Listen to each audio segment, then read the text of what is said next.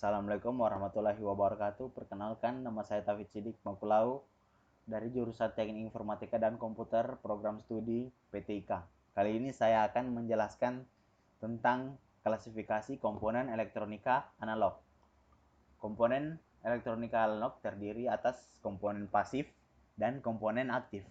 Komponen pasif merupakan jenis komponen elektronika yang tidak memerlukan arus listrik untuk dapat bekerja. Tidak seperti komponen aktif, komponen pasif tidak bersifat menguatkan, menyarahkan, dan mengubah suatu energi ke bentuk energi lainnya. Contoh komponen pasif terdiri dari resistor, kapasitor, dan induktor. Resistor adalah komponen elektronika pasif yang berfungsi untuk menghambat dan mengatur arus listrik dalam suatu rangkaian elektronika. Satuan resistor atau hambatan adalah ohm.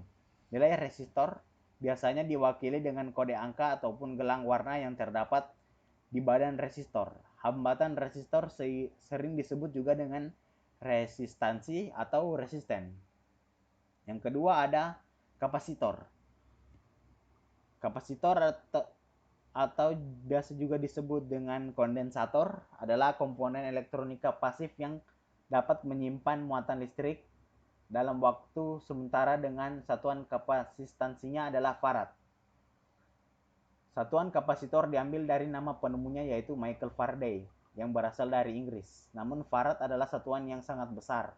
Oleh karena itu pada umumnya kapasitor yang digunakan dalam peralatan elektronika adalah satuan farad yang dikecilkan menjadi picofarad, nanofarad, dan mikrofarad.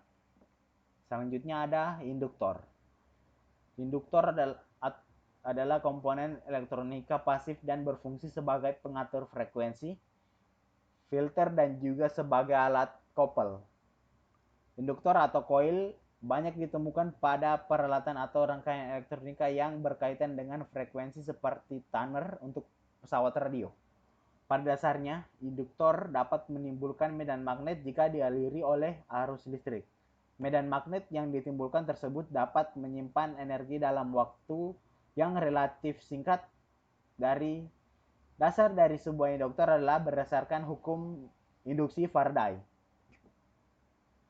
Selanjutnya adalah komponen elektronika aktif, yaitu komponen elektronika yang memerlukan arus eksternal untuk dapat beroperasi.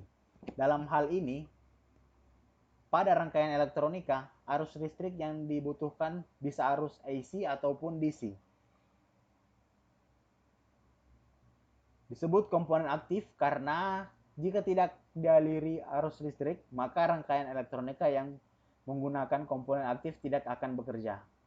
Contoh komponen elektronika aktif yaitu dioda, transistor, IC atau integrated circuit, dan saklar.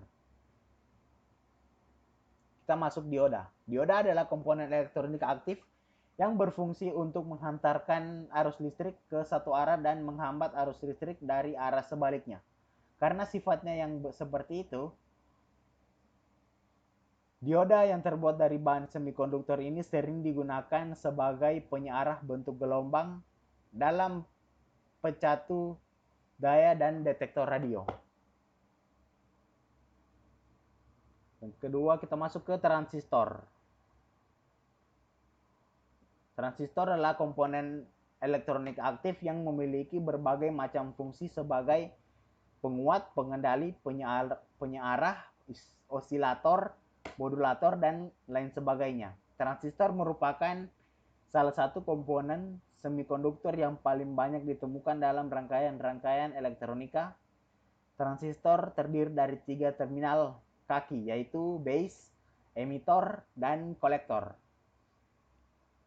Selanjutnya ada IC, yaitu komponen elektronik aktif yang terdiri dari gabungan ratusan bahkan jutaan transistor, resistor, dan komponen lainnya yang diintegrasi menjadi sebuah rangkaian elektronika dalam sebuah kemasan kecil.